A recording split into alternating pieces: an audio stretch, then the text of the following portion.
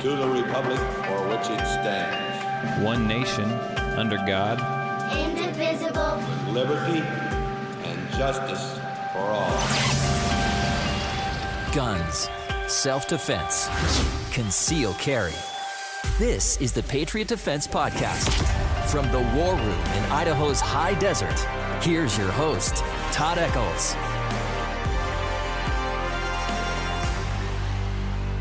And I am back once again into Sunday afternoon, and I am tucked away in the war room somewhere in the high desert of southern Idaho. And joining me today is, what should we call you, Magnum? Is that the one everyone knows you by, or James? Or Magnum works for me. Magnum, I like Magnum. And I was a little, I was thinking that through in my head during my introduction. What am I going to call you? And I missed my introduction. It faded off before I could start talking, man. We should retake. That's okay. It gives me plausible deniability with the ATF. There you go. Speaking of that, have you seen the ATF stuff I've been posting lately? Yeah. Dude, good. They're all over me. You know they are. They're going to come knocking at my door going, hey, do you know this guy out in the middle of nowhere? I'm on multiple Facebook pages, and I'm already sunk pretty much. Just being a part of these groups that I won't repost like 99.9% of the stuff they post on there because it scares me, but I sure view it. It's, I don't know. There's tons of good. People have way too much time on their hands. I'm going to tell you that right now. Hey, you know what is the average work day is 2 poops a day. So, I mean, that gives you time for a couple of posts. Oh, man. And so there's certain words you can't use that people don't like to use necessarily, like on Facebook, right? Because it's bad talk or it's offensive, right? So I'll let you put the word together. It's not a bad word, but it's the name of this Facebook page is called Heavily Armed Regards. Oh, nice.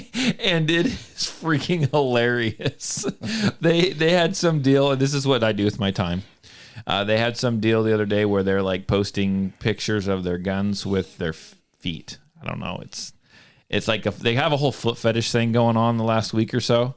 And you remember any pages that like do that? It's just and honestly, I have not spent that much toilet time out there lately. Oh my gosh, these guys are just ruthless. I can't blame them jumping on the foot fetish thing. I know a couple of people that make pretty good money doing that. I was gonna say this podcast just took a turn, really, because it's slow in the winter. I need to get that information before you leave.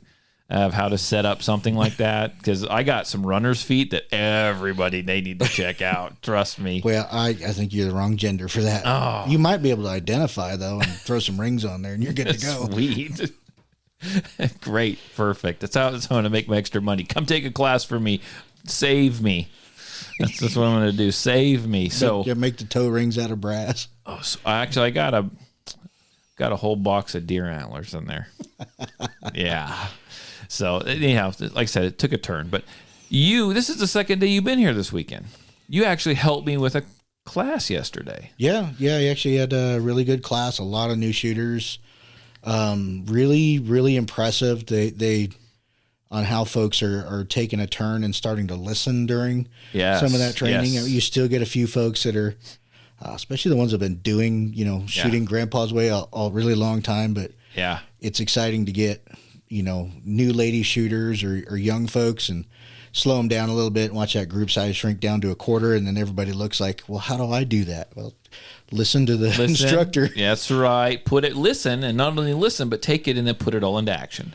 It's, and it was interesting too, that we started noticing this right on a day that it was just freaking cold out yesterday. Oh yeah. It was cold. And I figured people would be like, come on, hurry. And it was super interesting to watch them all load their magazines. They were like, oh my God. You could tell they were starting to struggle on the magazine side. Yeah, I was struggling enough. It was almost like nostril sickle day. I looked over there. So yeah, we'll paint this picture. So it was cold, and it was a really small class. And the reason why I had you come help is I thought I could handle it myself, but then I realized there was kind of a younger kid there, and I wasn't sure. He was here with his dad, and I wasn't sure how good he would be, right? And I know there was someone who was brand new, and I was like, it's going to be like, I didn't even know how. I think it was like in the 20s, if that, maybe. If that. And so I was like, okay, I need some help because we need to kind of move through this pretty quickly, And I look over, they're loading their magazines. I kept looking over at you every now and then. and you had your hood and your face mask on. You had your face mask on for a little while, right? Yeah, for the first half of the class. And then you took it off, but then you put your hood on, and I kept looking, and after each drill, and your hood was getting pulled tighter and tighter and tighter, and pretty soon all I saw was like 2 eyes and a nose. Yeah, it was a spy hole driving at that point. It was cold, but and that part of the range though stays in the shade this time of year, like no sun. Right at the end, the wind starts picking up. Yeah. Well, the temperature started dropping. It was getting later in the afternoon, but they all did great. Yeah, they did really, really well. And it is super exciting watching new folks jump into that. I mean, that one fella here that came with his son, I think they were both running CZs. One was running a P10C. Yeah. And the other was running a PO1 with the tactical version with just a decocker. Yeah. And he actually shot the father was shooting pretty well. Oh, really well. Yeah. Those CZs could be nice little guns, though. Oh, yeah, definitely. Yeah. I've had a couple before. I'm a stickler for a certain type of gun, but I certainly won't knock them. They're definitely awesome. They've been around for a long time. Oh, for sure. And I've seen them before, and I guess I haven't. I've seen the rubberized version, but man, the son, and I think it may be because his hands are pretty small. I didn't, but he had like those lizard skins. Oh, the Talon grips. Like he had like this cheese grater version. My gosh, that just locked into your hand, and I'm thinking, I need those. I need those on my VPs. But, carrying, though, I just think I'd probably end up just wearing a hole through my gut. That's why you grow the winter coat, and then, you'll see exactly where your grip is worn through the fur. Yeah, exactly. I don't know a hell of a lot of fur. That's my problem. I'm kind of like, never mind. We won't go there, but so there on my end of the table, we split the table into ends. On my end of the table, there was a gal. She was kind of actually nervous around guns, even though her family liked to shoot, and her dad had just bought her a gun, and it was that Smith & Wesson Airweight, the 38 Special, and I got no problem with revolvers, but they're not for everyone. And honestly, a lot of the times they're not for a newer shooter in my mind. No, I would agree. I agree. After coming out here and helping you, and even when I was younger, it was, recommend a revolver because it was simple or this sort of thing. Yeah. And boy, was I wrong. It's a whole different. It is a whole different skill set to master, and especially when you run into the airweight level. When he said recoil airweight, can be punishing. When he said airweight, I was like, I kind of paused for a second, and I was like, okay. I was like, okay. And meanwhile, I'm thinking in my head, what do I got that I can put her in if we need to? But you know what? I mean, she was younger, and she was strong enough, and she did fine. She shot it really well. She did really well, especially when we got to that last portion and speeding it up. She actually did. Threw him on the timer, kept her on. I mean, she did really good on the speed portion. Five rounds on the paper with a revolver at her first time shooting is pretty good. And it wasn't too bad of a group. I'm going to say, I think she might have had one little flyer, but I think most of us probably like a softball grapefruit size group, really. And she did really well. Yeah. Us center mass hits 5 rounds that fast. I wouldn't want to be standing in front of her. Yeah, I was super impressed. And like I said, the gal you helped, she caught on, and she was, I think her first 7 rounds was like tight. Yeah.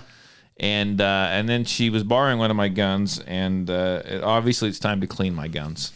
I was going to say, you said her with a unfair disadvantage, and it is the first time I've ever seen an M&P slide slow down to the point where the casings just dribble out of the gun. Well, I think at that point, a high point slide would have been faster. Yeah, probably. One of these days, someone's gonna, oh man, you're gonna laugh too. Someone's gonna ask to borrow one of my guns for class, and I'm gonna bring out the high point and give it to them. That would be awesome. That would be freaking funny. Dude. Yeah, it's got Yeet Cannon written on the side of it. It's awesome. Oh, that's cool. We need to get a little like metal etcher tool, like you could write, and we need to have you etch into it like the tactical version by Magnum or something. It could be. It'd be Trigger by Magnum. Yeah, there you go. Or you go back to that Jim Carrey movie, or he goes in the Mask, and you just write the loner across it. Hey, my gun doesn't work. Go get the loner. But no, so yeah, it's kind of embarrassing when the instructor's guns fail because they're dirty. Oh, it's all right. That's why we keep oil. Yeah, well, you oiled it up and it worked. Yeah, I ran right after that. It's time with that gun. That's not one I shoot a lot. It's one students shoot a lot. That's not one. I didn't clean guns last year. Ooh, did I clean it the year before? I'm not even positive. I don't think so. It was pretty crusty in there. I'm not even certain. Did when you sprayed a little oil in there, did like black stuff run everywhere? No. Fortunately, it was a direct application. Okay, good. Type oil, so it didn't go. You have anywhere black yet. stuff like running down your hand or anything?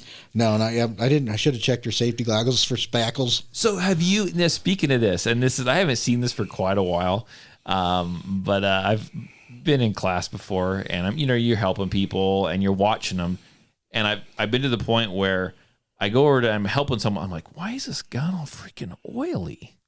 And it's just like bleeding oil out of the side of this gun. Every time they shoot it, it just splatters. I look down the table and there's like splatter marks everywhere, all up their arms on the. Have you run across that? I haven't seen that in any handgun classes here. I took a rifle class.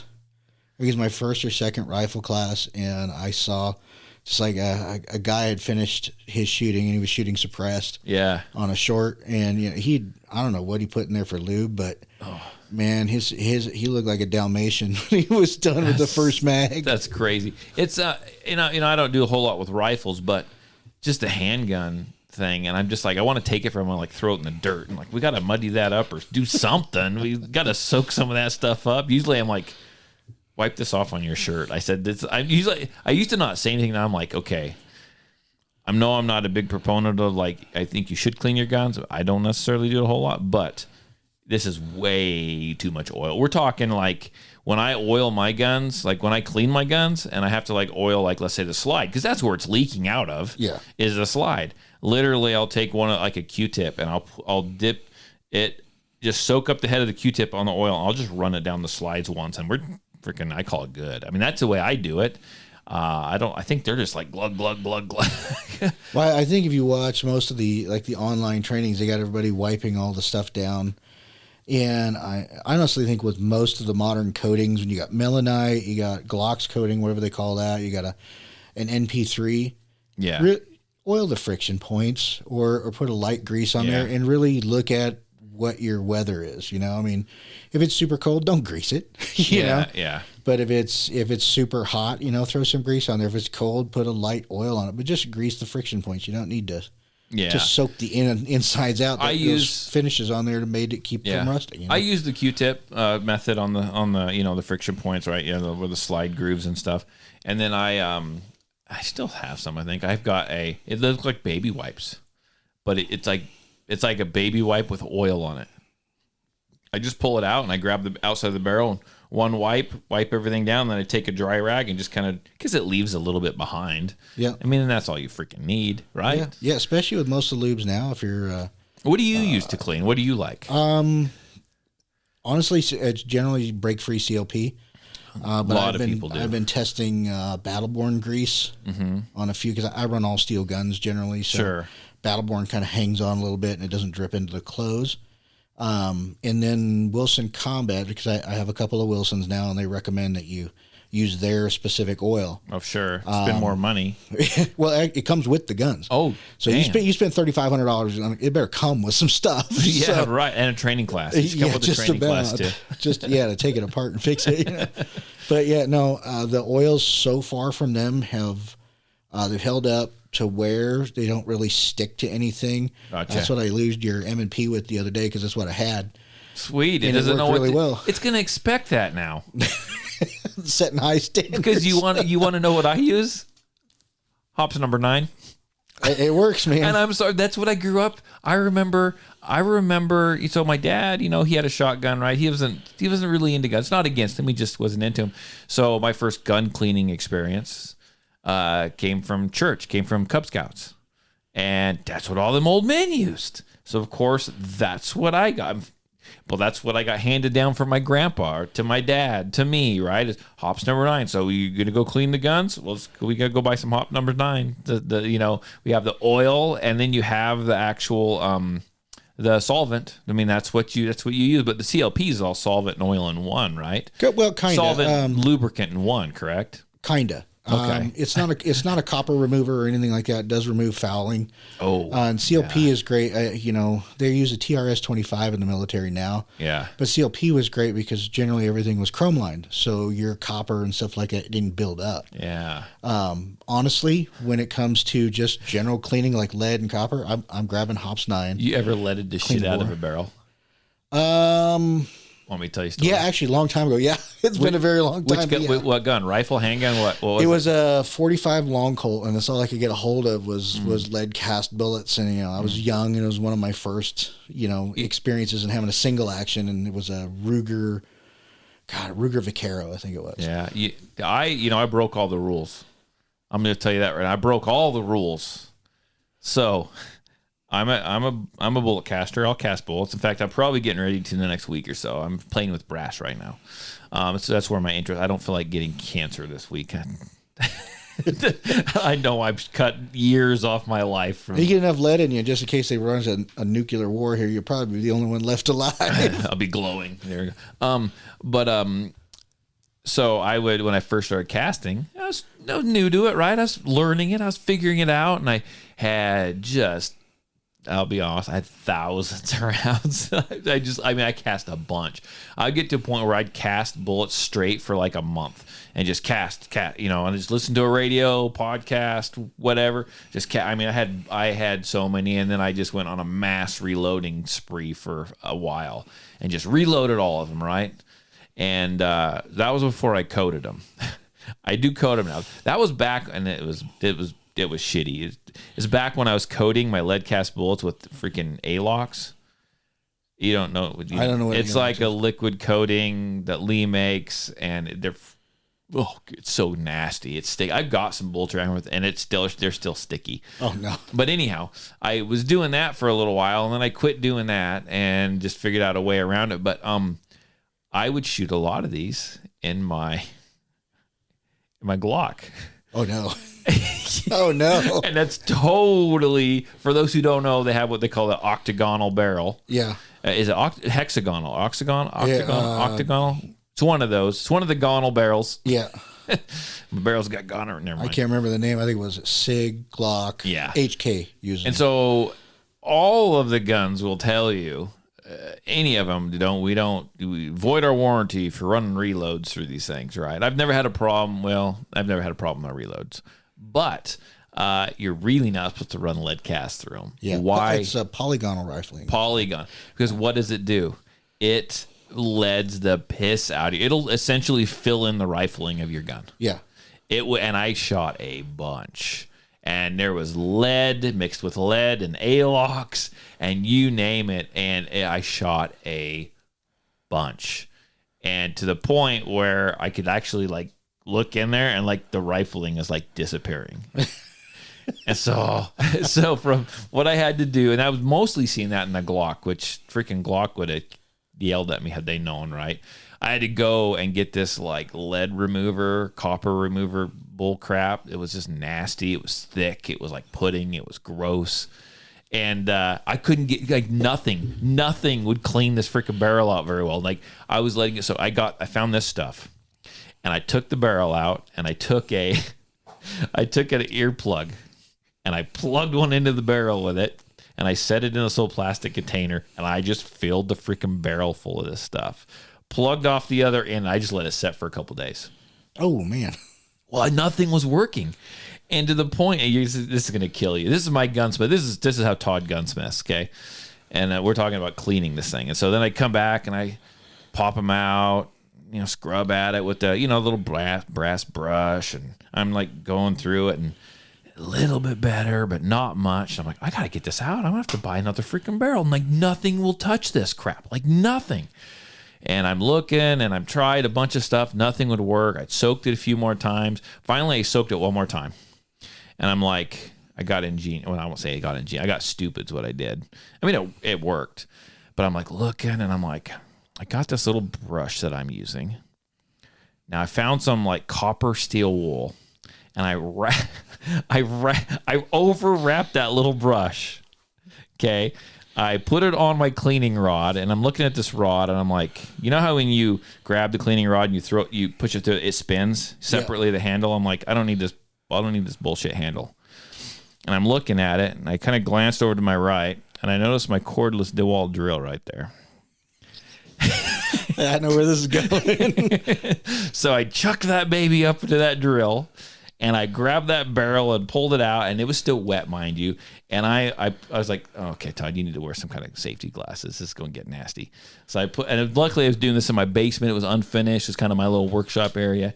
And I shoved that in that barrel. I'm like, and I'm running it through this little barrel that's what, a couple inches long, right? 3 inches. Crap is flying all over the place. Every time I clear the end of it, just shoots stuff out. It got it clean. And I finally was like, I do not. But I had, like, my walls were spattered with stuff. Yeah, lead and shear tan hanging off there. It was gross. And so when I was doing it, the brush and the steel wool, the copper steel wool. I'm not an animal, right? And I went ahead. It started to mash down. So I got a mess of it somewhere still wrapped around, and I wrap more on there and chuck it in there and jam it in there. Okay, now start spinning it. And I got it all cleaned out. And from then on, I figured out that shooting lead cast without some kind of coating on it was not for me. Yeah, no doubt. Because I do not like to clean guns, and that's probably why I don't like to clean guns. And then I went to, look at this. I love this. This is story time. Then I went to the point of where people were doing they're using like a Krylon coating. So it was a spray paint. And you could spray paint your bullets, or you spray them into a thing and like tumble them, and it was just paint, right? But it was a certain kind, and you could actually, what you do is you test the bullets before you actually loaded them. You test the actual bullets, that'd be BOOLIT for those of you who cast bullets. That's what we call lead cast bullets, not BULLETS. It's well, you can be from New York too, is that right? BOOLITS. And we'd let them dry. And then what you do is you do the hammer test. And anyone who ever casts will know what this is. So you wanted to see if the coating was going to last. You take your little lead cast bullet, you'd set it on the whatever, and you take a hammer and you smash it and see if you could get it like a pancake and see if anything would chip off. And the Krylon actually did pretty good. It held up. But then from then I got into the powder coating portion of it and got a little powder coating kit from Harbor. I love Harbor Freight. I call it Hobo Freight. I love that place. And I got a little powder coating and a little like a little toaster oven and started doing it myself, which that's going to kill me as well. Because that Krylon would be fun though. I mean, you could do multicolor so stuff. Well, I mix my powders together and get some weird, you've seen some of the colors I use. Yeah. I've done. You can actually go online if you're willing to spend a little, I'm not willing to spend that much money on, I mean, the Hobo Freight stuff is freaking fine, but you can go on and you can get some really cool, like chrome looking powder coat, which is amazing. I honestly don't know if I would advise those. You had one of those yesterday. Oh yeah. Was that all chrome? It was as chrome and shiny as you could get, and yeah, it was weird. I thought it was her whole box of ammo. I was like, that's a whole. She bought a lot of ammo. She did, and she I bought told her some of she the older only, stuff. I think she borrowed that. By the way, we're shifting gears again. But Yeah. hang on. But yeah, so that's where I'm at now. When I reload, I haven't bought a bullet to actually like stock like copper, jacketed bullets for freaking. I don't think I've ever bought those, to be 100% honest with you. And so that's the way I load now is I powder coat them and they're fine. I can actually go dig the bullets out of the dirt after I shoot them and the powder coating is still on them, which is awesome. I don't lead my barrel anymore. Let's shift gears again and go back because we want to talk about that gal that came. I think she borrowed that ammo or someone gave it to her because she doesn't have a gun. Yeah. I told her she only needed 100 rounds. She brought like 1,000. Yeah, and that, which is good. I guess she's going to shoot a lot when she gets her gun. That is the first time I have seen primers dented that deep, still holding into the casing. You think they were reloads? They were not. They were definitely reloads. I know the brass wasn't very clean, and nice shiny chrome bullets, which is kind of what led us into this. But I was like, wow, that is just odd. And the M&P striker is doing its job. Matter of fact, I fired one. Did you try to fire them again? No. After I did the test fire on the last one, it went click, and it was about a 2-second delay. Then it went bang. Yeah. And I was like, I hope you got some other ammo because this is not going to be safe. So here's the thing, and here's what happens, and people like to help, right? And I get it, but let me just throw this out there: if you're buying ammo for the class and you're new to shooting, like if you reload your own ammo and you know what you're doing, or maybe your husband reloads your own, his ammo and he's going to give some to you or whatever. I guess the woman could reload and give to the husband too. But if a friend says, here, I got some ammo for you, I reload, be very wary, because I've actually had a lot of people come and they're excited for the class, and my uncle or my friend like reload, and I know I don't have a gun and I'm borrowing one of yours, so they gave me 100 rounds, and I'm looking at them and I'm like, oh my god. And they're sitting in there and they're all different heights, and they're not like seated, they're all different like seating depths, and I'm like, please don't shoot those. I'm not saying they're bad, but I'm just saying please don't shoot those here. And so people try to help, but man, I tell you what, you get a new timer that touches off a freaking hot round or something bad happens, they're done shooting. I guarantee it. Cautionarily too, right? Yeah. For anybody that's listening, if you're in ammo crunch time and you're buying baggies of ammo with the label of some off-brand stapled half cardboard folded thing on top, don't do it. Don't do that. I mean, it could cost you depending on what you shoot, it could cost you your $500 gun. Yeah. And they're going to laugh at you. I guarantee you they're not going to do crap about it. I had a woman come in during the summer. She had some ammo. It was kind of an off-brand. It was kind of in a weird box. And I was like, the ammo's not that bad. I don't know, kind of didn't know where she got these. She got these from one of the local gun stores. And like the bullet, I think the round got stuck in her gun. We got that cleaned out. She shot a little more, and on one of the brass cases, like it shot, but then the back of the brass case like came apart, and it was horrible. And she was, well, I just bought these, and my neighbor owns such and such a gun store, and a big one in town, a newer one. We're just gonna leave it at that. And I said, well, I tell you what, I said, I don't know if she was, what do I do with these? And I gave her ammo of mine. I said, I tell you what, this is what I would do. And I don't know if they're going to refund you your money. I don't know. That's not my say, I said, but they need to know the place they got their ammo from. I mean, this is like a problem, right? This could have like grenaded your gun, or someone's going to lose one in the barrel, stick one in the barrel and take another shot and then grenade their gun. Yeah. And I mean, the scariest one. And it wasn't just it wasn't like it just happened once. Like we had like multiple problems out of that first 50 rounds, right? Yeah. Yeah. I think I remember we had a couple of those in a class, and you would get that you'd have stuck casing, or even just chambering the round. The overall length was too long. And those are the weird off brands, right? And this, I told her to keep me apprised on what would happen, and she took him back to the gun store, and they said, well, that happens. And she's like, well, no, I mean, I don't know that I necessarily, if you want to refund my money on this, I get it. That would be awesome. But if not, and she probably said me, which is probably part of the problem.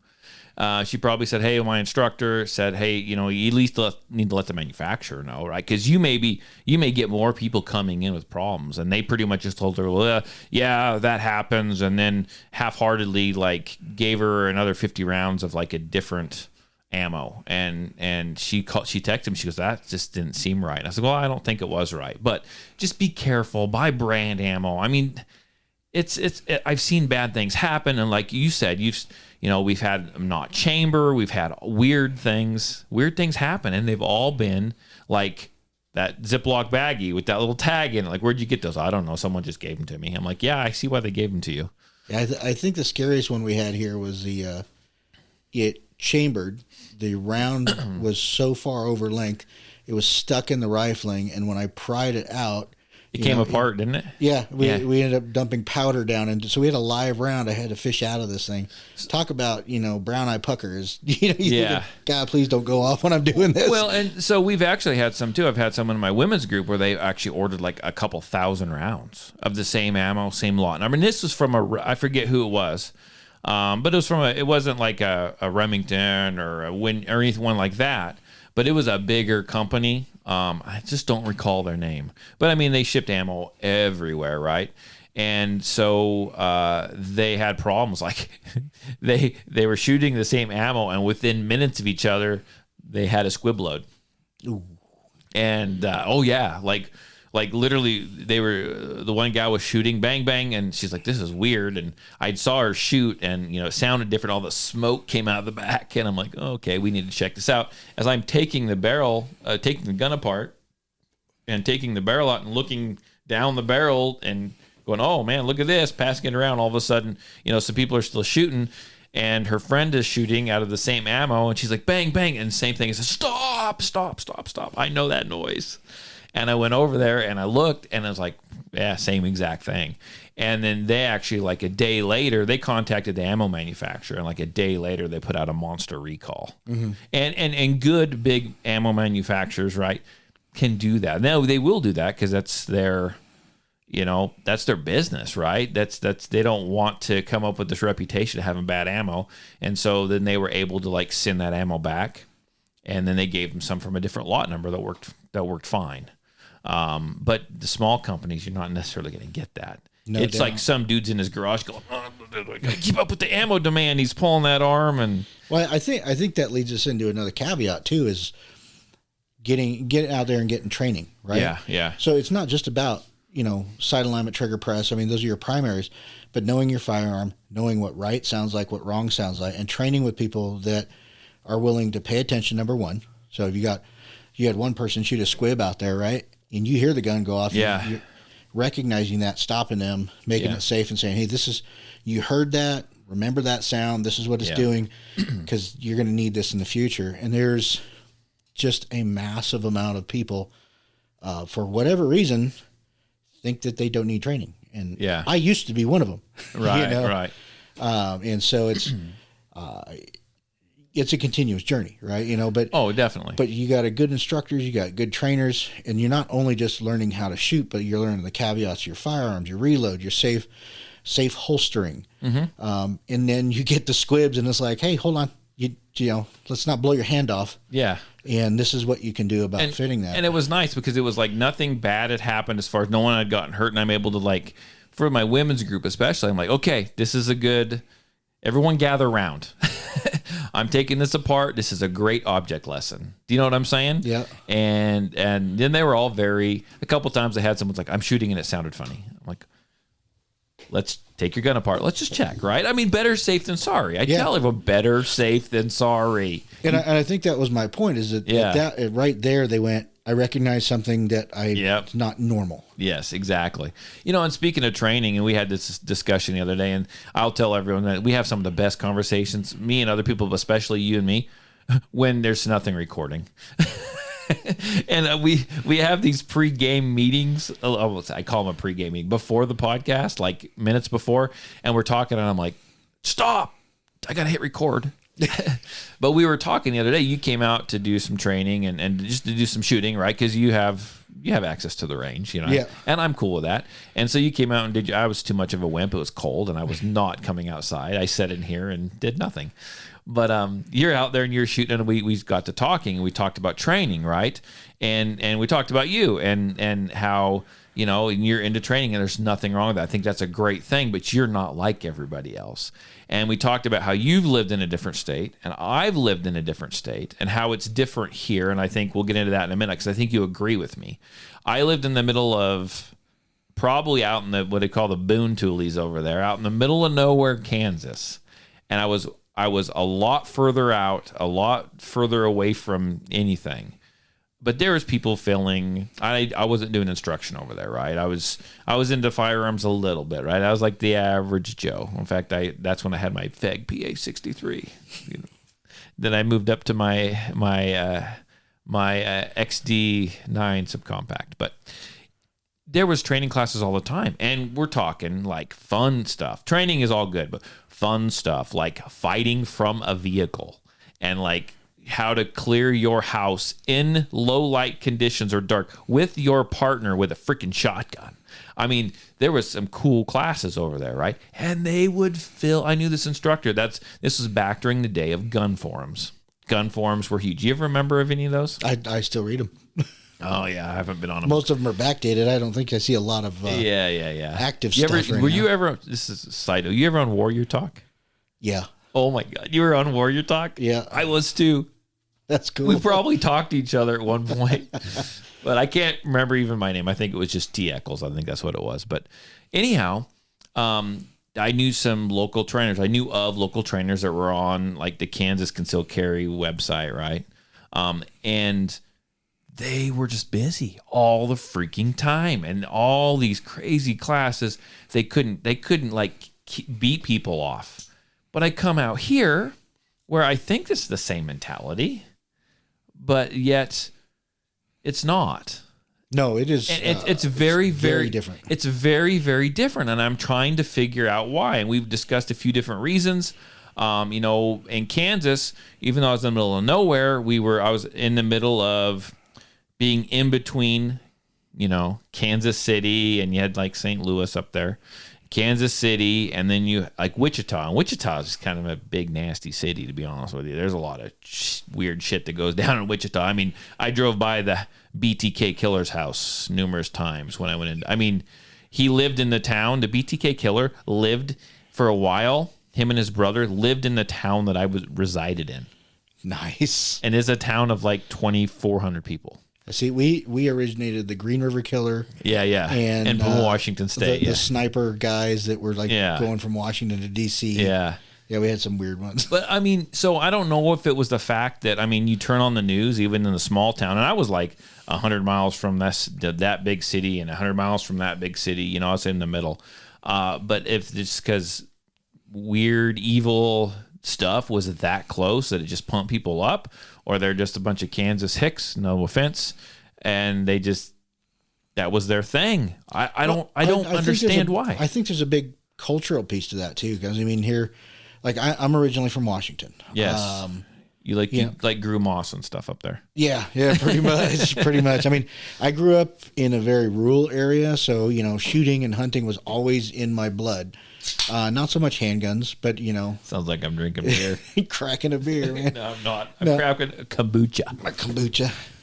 Kombucha. But I mean, hunting, shotguns, not a lot of home defense stuff. It wasn't that thing. And then more sportsman-like up there. Yeah, until I got to working in downtown Tacoma at night, downtown Seattle at night. And I was like, well, I'm gonna have a handgun, 21. I'm gonna learn how to do this. And of course, I did everything wrong at first. And when I started going, really getting into defensive shooting and learning about handguns and that, it is a total different world, and it's in those in between cities.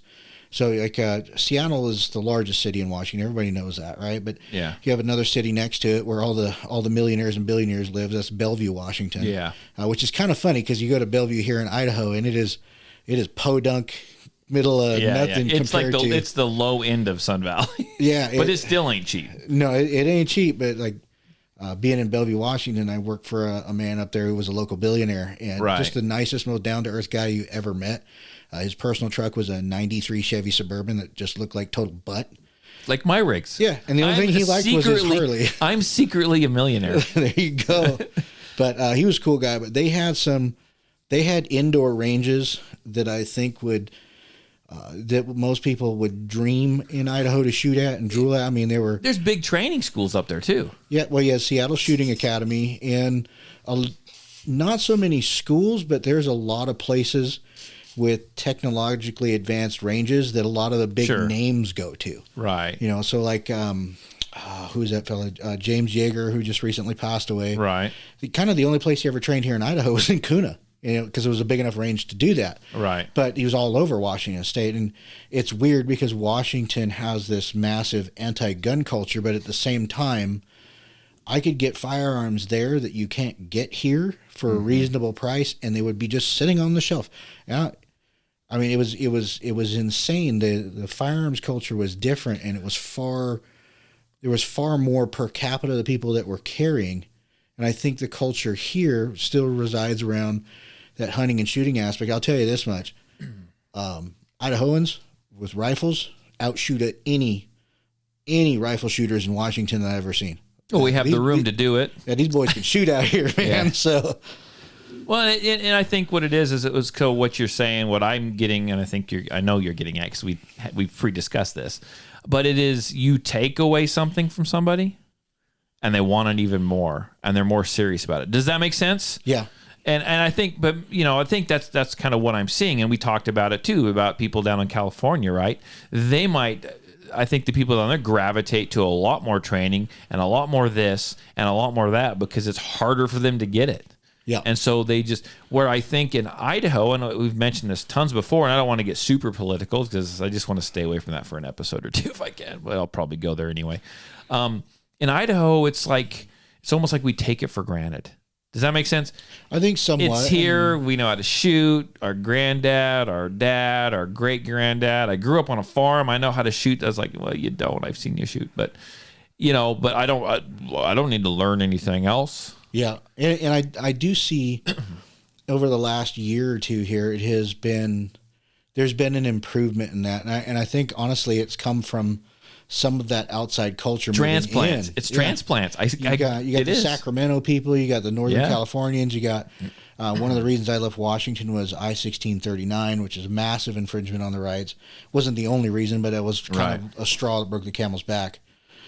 But they're bringing that culture here, and so you're starting to see little training schools pop up here and there, and a couple of them have died out. There's been, I try to be diverse when I train, so I train with as many different good people as I can. Sure.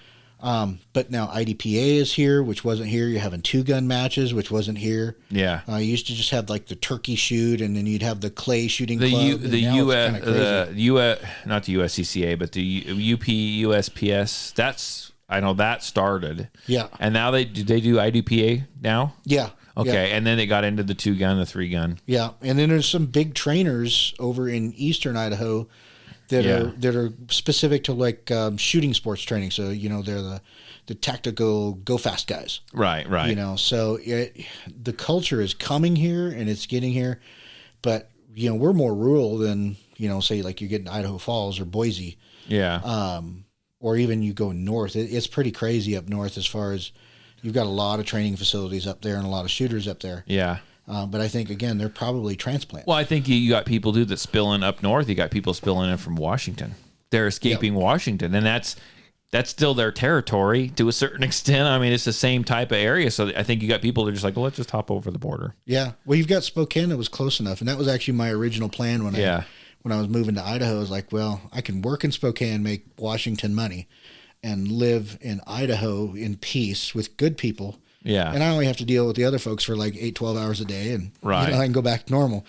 But plans change, and I'm down here, and I love it here. So and honestly, good. I think we kind of solved it, to be honest with you. I mean, I didn't think about this when I was talking to you the other day about this, but I think it is. I think it's the transplants. I think that's what's changing it around here.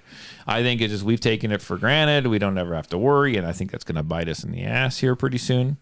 But we got people that are moving in that even when they come and take a class from me and I say, well, where are you from? And they say, oh, we came up from California. And they talk about these big, huge ranges of places to shoot. And that's what they say is, you guys don't have any place to shoot around here. And I'm like, well, you're used to very controlled areas to shoot in. We have a lot of places that we can go shoot, and I help them figure that part out. But they're used to, you go into a big controlled area to shoot, and guess what you're bombarded with? Which you should be to a certain extent if the guy's good at business, right? Is you're bombarded with, take this class. This guy's coming to do this class, and that's what you see. Well, even YouTube is a driver, right? So I mean, you can go. Like when I started getting interested in shooting steel, I'd never actually shot steel, but you're on YouTube and you're watching these guys do all the fun stuff, and you're like, oh, I want to do that. Yeah, yeah. And then you go do it, and then you try to find a place to do it. So like when I was in Washington, action shooting was a big thing, and like there's a place called WCS up there. They used to be kind of the corner gun store in the middle of Tacoma, and then they expanded. Right. And they put in a range, and this range is only 15 yards long. It is a tiny little range. But there are 30 bays, and each target is programmable. Oh, yeah. So you got a little keypad on the wall, you punch it in, you want it to go out. You want to play this game. Yeah, you put it out, and it'll go out there, and it'll give you shoot, no shoots. It'll flip around backwards, so you get in the idea where you recognize you can't shoot somebody in the back. Yeah, yeah. Or you have timed flips, so it'll present itself, and you get 2 seconds to get a shot off. Yeah. and make hits like that. And so, I mean, that business took off like nothing I've ever seen. Yeah. And you just don't have that here. You don't have that here yet. And I think, honestly, and I hate to say this, I think, I don't even know right now. And I want to say right now, even with all the transplants and the people migrating here and coming here, you know, I don't know if you actually had someone come and put a ton of money in, and we're talking like millions of dollars. Yeah, you're talking probably $10 million into a facility. If you had someone licensing all that, do that, I would say that I still think that they would struggle with keeping that thing afloat. Honestly, with all the overhead right now, I think, not that I encourage this place to get any bigger, but I think they would have to get a lot bigger to support it. Yeah, I think we're because I think you still have a lot of. I didn't mean to cut you off, but I'm not saying this derogatory. You know, we're still rednecks. So, I mean, people are used to going and shooting in the desert. Yeah. I mean, your main core of people, and you got to look at Idaho. I think they'd probably be really super busy in the winter when it's crappy out. But then I think as soon as it warmed up and people do, and it's even the same thing I face around here. People go camping, they go hunting, they go fishing, they go kayaking, they do this, they do that. They're out camping, they're on their UTVs, they're on the side, they're doing all their shooting out there. Yeah. Does that make sense? Yeah. And so as much as I think one of those places would be really cool, I just don't think it'd fly around here. Yeah, I think it would be very seasonal. I mean, until you that's a lot of overhead though, dude. Well, until you break $1 million here, I mean, Boise would probably fly really well. Well, it would take off because you got Eagle, Meridian. Well, here's the thing: they already. I mean, I've never been there. They got the Independence up in. It's in one of those towns, not Boise. It's like Meridian or. I haven't been there. They got some cool gun shops in Boise though. Yeah, but I mean, they've got Independence, an indoor range, and I think it does relatively well. I think you're going to have those numbers of people. Yeah, is I think what you're going to have. Yeah, honestly, and people that have that are used to going to something like that maybe don't have the vehicle to get out to where the gravel pits are or get out into the mountains. Does that make sense? Yeah, they're more city folk. Well, even now you're having to go out further because you know God loved the rednecks. I'm a redneck. Trash. But pick up your crap when you're done shooting. Pick up your garbage. Yeah, you don't need a bonfire out there. You don't need to leave 38 pallets to light on fire and throw glass bottles and just leave it behind because you're ruining it for everybody else. That's a bullholes. In fact, I talked to the guy that gave that to me, and I got the sign in here they had out, and they set up a shooting restricted area, and it's full of bullet holes. And I have this sign, and he's got a couple more. He goes, "You want them?" I'm like, "Yeah, I want them. Give them to me." I don't know why I want them, but I do. I thought I'd put one out by my driveway. Yeah, there you go. That'd be good. Shooting restricted area. Skull and crossbones on the bottom, just in case. Hanging on my fence as you drive into the parking lot. I thought that'd be kind of cool. Nice. Although it might throw you into a legal spin because you got the. I'd cut that bottom part off. Yeah, I'd have to hack that piece off of there. Yeah, we ain't Jerome County. But I don't know. It's just interesting because we were just talking about the different types of people and how it's hard. I think it's hard around here to get people to take more classes. Yeah. I mean, maybe I'm just doing it wrong, James, but I just think it's hard. No, it is. I tried to give classes away yesterday almost. So yeah, I saw that. And granted, that was a small, no bites. I mean, literally, I'm 50% off. I mean, as an instructor, that would leave me. I mean, anything's better than nothing. I ain't complaining, but that would leave me literally just like not making way below what an instructor should make per hour. Does that make sense? Yeah. I mean, that was a damn good deal. Yeah, certainly was. Hey, and I think we're gonna, people are gonna have to drive more towards like we're talking about. Not everybody is dedicated to training and getting new ideas. Like when I came here the other day, I was, I've worked with you and a couple others, and then I watched stuff on YouTube, and it's like, hey, you know what? I'm gonna try this new technique. Does it work? Right.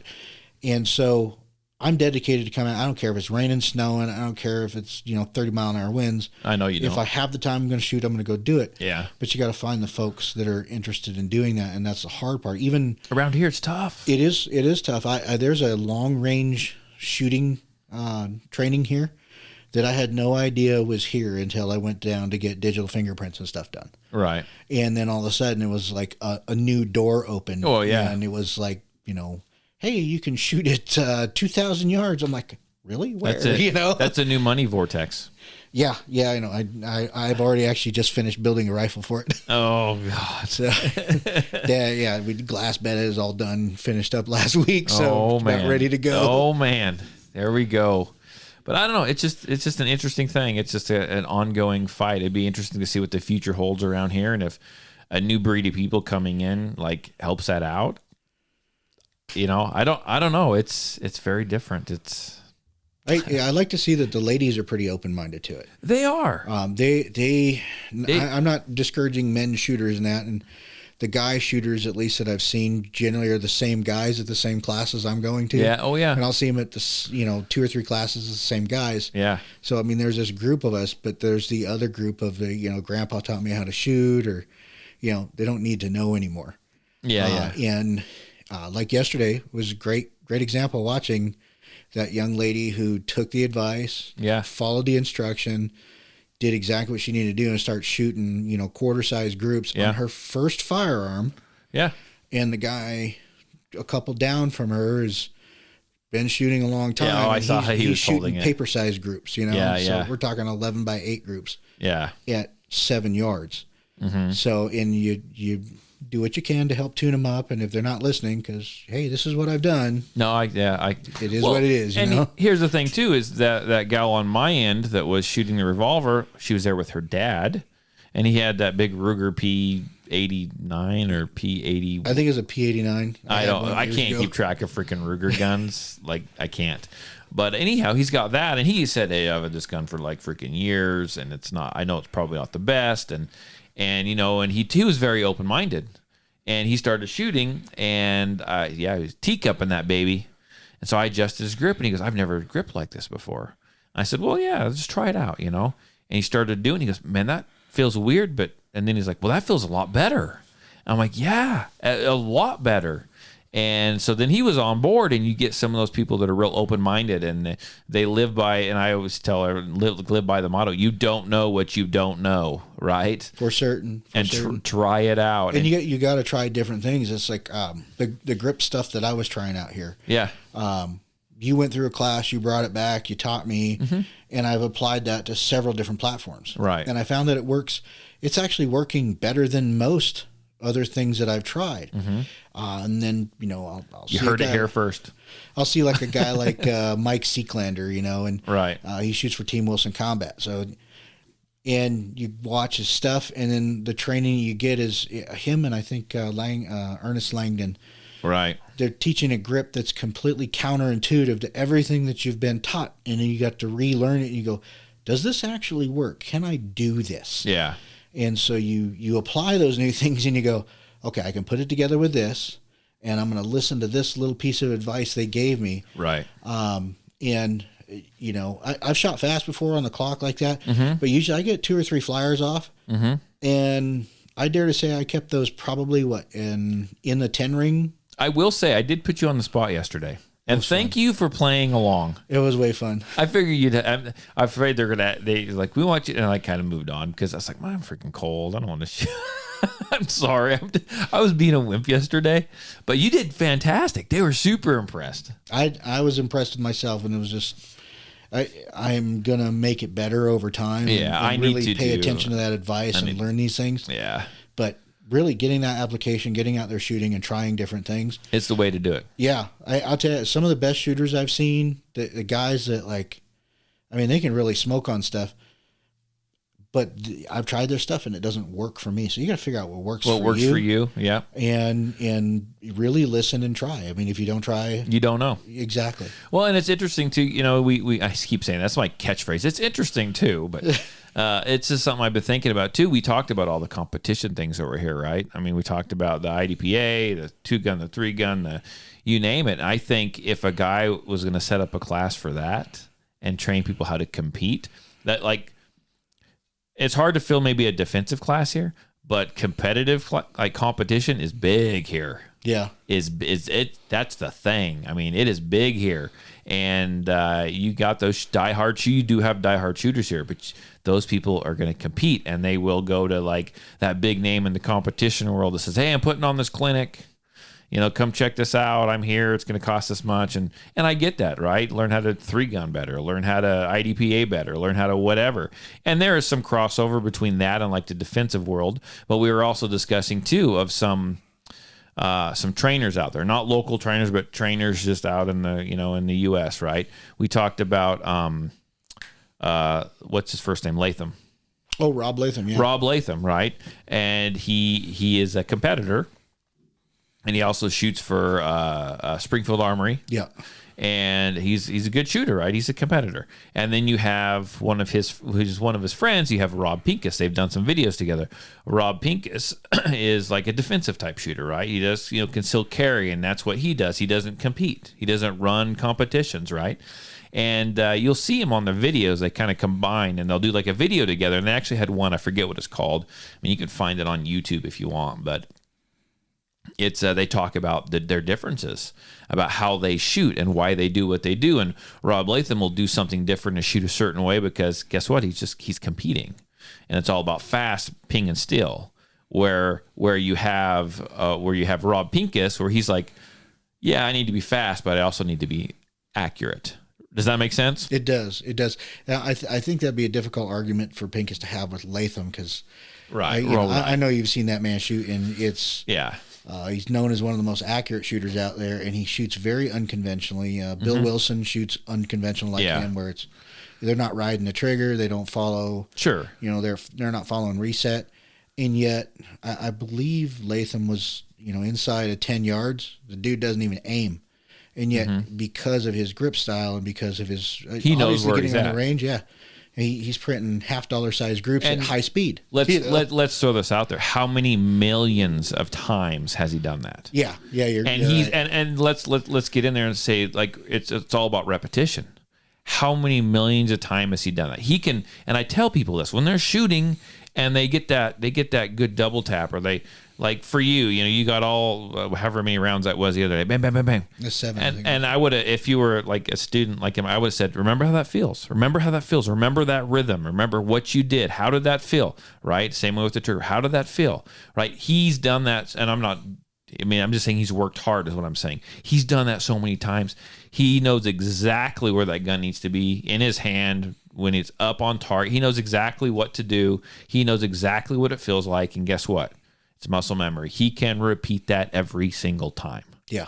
And that's what shooting is all about. Whether it's defensive, whether it's competition, that is what shooting is all about. That's when you boil it down to the basic nuts and bolts of it. That's what it is. Yeah. Yeah. And honestly, getting out there and training with somebody that's competent. Yeah.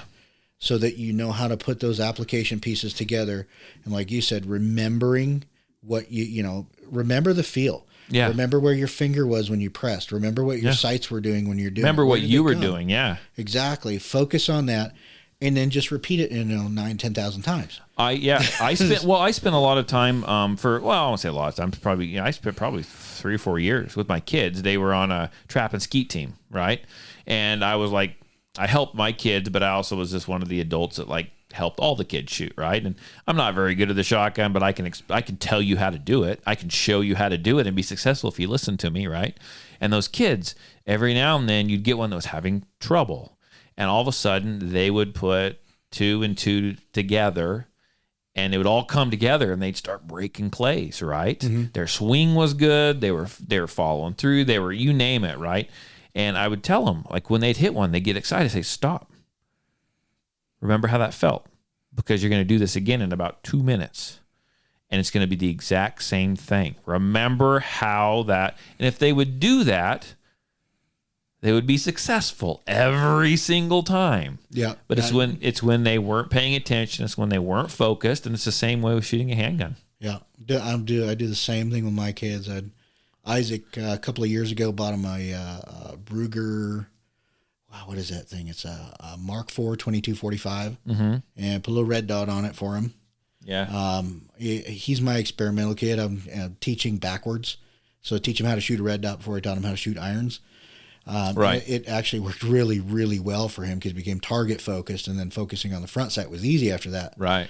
But he get all Ricky Bobby on me, just like me. It's go fast, and he wasn't hitting where he wanted to be hitting. And you slow him down. You say, hey, you remember Remember that trigger felt like when you hit the X, you want to put another one on top of it, put the dot there, slow it down, press it, understand what it feels like, and then bang, hits the X again. I said, you remember what that feels like? Now do it again. Yeah. Do it for a magazine. And and right at the end of the magazine, it's Ricky Bobby again. So we start all over. Yeah. But yeah, no, it's that repetitive remembering, muscle memory until it becomes second nature. Yeah. So, and that's, like I said, that's with anything, defensive or competition, really. But I think that around here, though, I think that's what people lean to. They're really into the competition thing. And I think that's what they gravitate to more. But like I said, as we get new people moving into the area, I mean, that could change, right? It could change. I mean, it could definitely change. And people always ask me, well, you should go out there and compete on Saturdays. I have freaking classes on Saturdays. If I did that, my main source of my income, I'd be out of business because it wouldn't happen, because I'd be afraid that I get super sucked into it, and that's all I do. Because if you're willing to drive a few hundred miles around here, you could fill up every weekend, Saturday and Sunday, with a competition of some sort. Yeah. I mean, I know guys that literally they'll spend all week freaking reloading. I got to get this amount of rounds, and then they go compete. And they shoot everything. I got to do some more. I got to reload some more. I mean, that's what they do, and that's fine. It's all shooting. And I think competition, and this will be an interesting topic too. I think competition, how you shoot in competition will cross over to defensive, but I think you still need to go and you need to work on defensive shooting and stuff like that. Just because you compete doesn't mean you would be good in a defensive situation always. Does that make sense? Yeah, no, I think there's a gaming aspect. Well, I think your benefits to competition, like the biggest benefits, fundamentals, right? Fundamentals, trigger control, sight alignment, reloads, target transitions. Well, sure, and those are really important things. Yeah, and in some competitions, it's shoot on the move, right? Those are things that a lot of people don't get to practice. The downside is don't stand in one place while you reload. Yeah. Get behind cover. Yeah. Understand the difference between cover and concealment. Some of these newer competitions are working on lights. Where they'll compete in the evening dark, hours, low light. Yeah, and that's a good blending where you really start blending the two. Yeah, but I still think common mistakes are there where, hey, I got my leg hanging out and I'm still doing a reload. Well, you don't want your leg hanging out because you get shot. You're going to get shot, you know? So that could be a bad thing. But, competition has its place in the defensive world, and it really does fine tune a lot of those skills that you want to do fast, but then slowing it down and remember, okay, this is a different situation and I'm getting shot at this time. So slow it down, stay hidden, shoot when you have to, and find cover. Did I ever tell you, kind of speaking of competition, I'm just thinking of different shooting things. Did I ever tell you, and maybe you've heard it on the podcast at one point, it was before I lived here, before I had this range, I had a range in Filer. I still have the range in Filer. You just don't know about it. It's on my parents' property. But I have a range out there that my poor dad, nobody uses, and my poor dad goes down. He can barely walk anymore, and he goes down there and clears all the weeds from it every year. I feel so freaking bad. I need to go help him. Well, it's gonna have to be a sidebar conversation. I got an idea for you there. Yeah, I mean it's a cool range. It's not monstrous, but it's actually dug into a hillside. So, and then the dirt is piled up on the hillside. So when I'm standing there, I don't think it might be. I think it used to be it's either just below or above my head. You're actually shooting into the earth, not into a berm. Does that make sense? So it's actually pretty awesome. But anyhow, I just did some fun stuff with some friends when I first started doing this, and I thought about doing it here, but it seemed kind of weird at the time, and sometimes you just can't get people on board with it, right? We actually created little scenarios. I think you'd have a freaking blast with this. And if you've heard me say this, just tell me. But I don't think I've heard this. We had barrels and we had stuff, and we set up some different targets, and we take one of us and we okay, well, we're going to simulate. One of my mottos is practical, not tactical, right? And there is a place for I get that, but practical. I'm soliciting the average person, right? And so what we do is you'd have to start with your gun holstered, okay? And we wanted to see how people would react. And I think we had we had a buddy of mine, Dean, when he was here. He did this, and he actually astonished us all. But you put them behind a wall of barrels, You'd set up some targets. They didn't know exactly what the targets were. Shoot, don't shoot. You'd kind of rearrange them, or they'd have like a different color balloon they had to shoot, and they didn't know where it was going to be at. And we'd give them a bag, like a grocery sack, and we've filled it full of like freaking dirt clods or a bag of flour or something. And it was like, I think we had it full of dirt clods, and it was like groceries. So like we were just testing stuff out, playing around. And so he had to carry that in his left hand or right hand or whatever he chose to carry it. I think he was smart enough. He went for his left hand because he's a right-handed shooter, and he'd be carrying it, and he had to start walking, and then we had to yell gun or threat. And we did that about the time he cleared the corner of the barrels and could see the targets. And then we had to see how he reacted. He didn't know how far the target was. He didn't know if it was like right up next to him. He had no idea. And it was very interesting because we did it through a few people. They didn't know what was going on. And some people would keep hold of the bag of groceries, draw their firearm, and then shoot at the target. And we would talk to him and say, well, why did you just hold the freaking groceries? Why'd you do that? Drop the freaking groceries. Use your left hand if you can as well, right? Dean actually, it was actually an amazing thing to see. He come around the corner. We yelled threat. He didn't know what was happening. He turned, drew his gun. At the same time he drew his gun, he flung the bag of groceries like at the target, and then grabbed his firearm and like emptied his magazine into the target. It was freaking amazing. I'm like, cool. Why don't you use what's at your disposal? That's true. You know what I'm saying? And we've done this. We did the same thing. We somehow, I can't remember exactly how this was a long time ago and I'm old, but we simulated like a woman, like bending into her car seat, her car, like hooking the car seat up or putting her child into the car seat. And so where she had to like draw and then turn around, or remember there's a door right there, so she'd have to turn around the right direction, and what would she do if, how would she shoot, that kind of thing. It was super educational, honestly, to see. You'd put them into that situation, see how they reacted, and say, okay, well, did you think about this, or did you think about this, or that door is going to be in your way, or you just drew your gun and pointed it at your baby. Do you know what I'm saying? Yeah. It was actually, it sounds silly, but it was fun. Well, no, I'm actually thinking about your first scenario, right? And so, I don't know what the objective is on it, I don't know. Just see how people react. Well, I mean, first thing that comes to my mind, you're clearing a corner and somebody says, hey, threat, or you see gun. Dude, why don't you go back behind the corner? The other way. But I don't know. And here's the thing is, I think we might have said, I think we just had that there because it was just so he couldn't see what was there. Does that make sense? Yeah, it does. And it wasn't like, okay, that's not really a wall. That's just to block you from seeing for right now. But I know, it was kind of fun. We came up with all kinds of scenarios. Like, I think one was like we had a bigger bag and we put like rocks in it. And we talked about it being, you had to drag it. And it was like you're holding your 5-year-old's hand or your 4-year-old's hand, and they're on the ground. You're not carrying them. What are you going to do? And we just gone over, you use both hands, right? You drop the bag of groceries. Well, okay, you just like let go of your 4-year-old's hand. Does that make sense? I mean, so we point. I don't know if that sounds silly to you or not, but it's really interesting stuff. So one of the biggest things I learned as far as defensive shooting goes is the what if games, right? Oh yeah, you that's have the fun games. And it's just like when you're driving, right? You're driving defensively. It's what if this happens or what if that happens, and this is a continuous battle I have with my wife.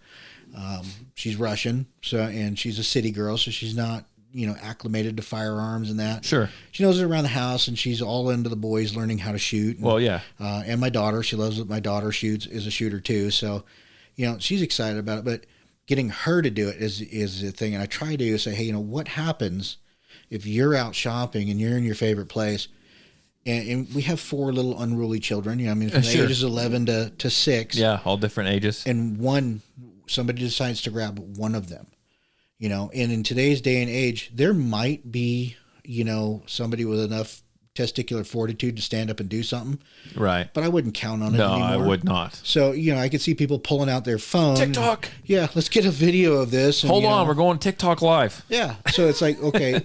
how do you protect the other 3 and stop that individual from running with your child? And my answer is simple, right?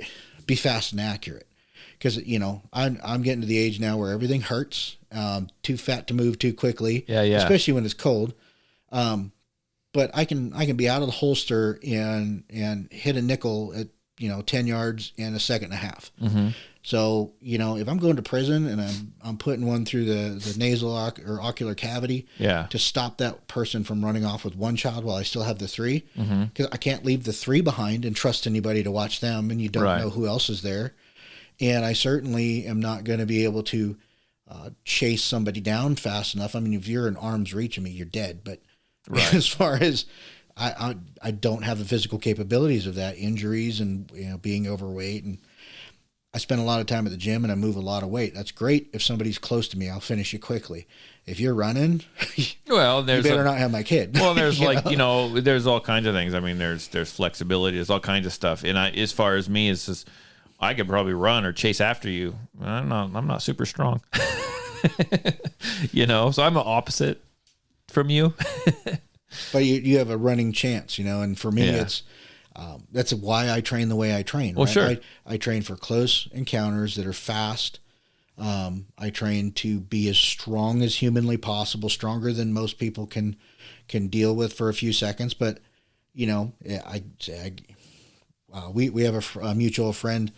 I won't mention his name, but the guy, he's into boxing, he's into MMA stuff. Mm-hmm. He's a competent shooter, good shaped fella, right? Mm-hmm. Yeah. If I had to fight someone like him, if it goes more than a few seconds, right, yeah. I'm probably going to get tore up pretty good. Right. But it is what it is. So it based my training around that. And the scenario with the kids is trying to convince the wife, hey, look, you need to learn how to shoot. You need to train. You need to help me out here. Yeah. Because I'm not always with you. Yeah. When you're on your own, I mean, yeah. Pepper spray has its own drawbacks. I mean, wind.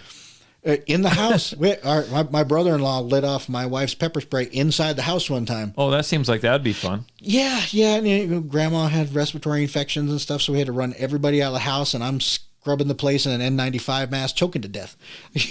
Oh man. You got the wind. I know about that stuff. Everything. I watched the Patty Mayo videos. Do you know what I'm talking about? I don't. But it sounds. You just everyone. If anyone knows who Patty Mayo, I'm sorry, I had to add that in there. I get a little bored sometimes, and I watch some shit on YouTube that is just. He's a bounty hunter. And I'm sorry, I'm cutting off your thought. No, it's cool. But Patty Mayo, you got to watch it because it's just dumb. They're just dumb. They're just dumb. And, he gets a lot of views for what he does. And they always got the next best, like pepper spray or tasers or tear gas or whatever. And they're gassing people and pepperballing people. And they go in like they own the place. And I can't tell if it's like... maybe I feel dumb because I can't tell. Is this real or is he setting this shit up? Is it? It's freaking hilarious. But they like to tear gas like a ton of people, and they got these like tear gas ball things that they shoot. Freaking hit this guy. This guy was hiding under popped him right in the forehead. He comes out. He's got this big goose. It looks like his third eye, like his like freaking Zen or whatever has like opened. Anyhow, you get a chance, watch Patty Mayo videos. They are ridiculous. They are dumb. They are unorganized. They're stupid. You're going, why the hell are they doing that? Anyhow, sorry. You know how I do these podcasts, but no, it'd be fun. But yeah, no, I suppose if you have alternates like pepper spray, I've seen those goofy gas gun things where you can load pepper balls into them. And yeah. And I'm always Kimber thinking, had something for a while. I think that's the one my brother-in-law shot off inside the house. Yeah. And it was a gel, so it's not gel. supposed to. Yeah, no, it still choked us to death. So you got to be you got to be careful. You got to be careful with some of these. I know a guy, and he's into like guns, right? But he also is into. Do you ever see that picture that there was like a custom Glock built on an 80% lower that I posted, and it was like all different freaking colors? Do you remember that? That was years ago. Yeah. I mean, it looked like Like it was all different colors and weird blue, like lizard camo, all kinds of weird. It was a nice gun. It shot he spent like I think the keg was eating like ramen noodle for 2 months because of that gun. Like he spared no expense. I mean, he spared no expense. He spent a lot of money on that thing. He liked it. He's a good guy. He's a Bosnian guy. But I mean, everyone's got their own idea of design. But anyhow, he likes weapons. He likes knives. And he likes tasers, and he likes all kinds of those things that I don't even know about some of that stuff exactly. But he cuts himself with his freaking knife all the time, and he had like a pocket taser like in his pocket. I wasn't there. I heard about it. All the people at work are giving him a hard time. They a group of people where he works. He works at one of the local factories here. He got invited to a barbecue. And he's sitting there getting ready to they're eating hamburgers. He's getting ready to eat his hamburger, and he moved a little bit. He's getting ready to take a bite of this hamburger. He takes the shit out of himself. They said he fell off the bench. And he's laying on the ground twitching and drooling to get it out.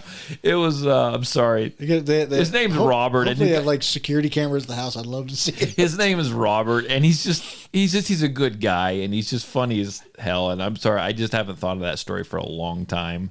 But yeah, he tased himself. It freaking he's insane.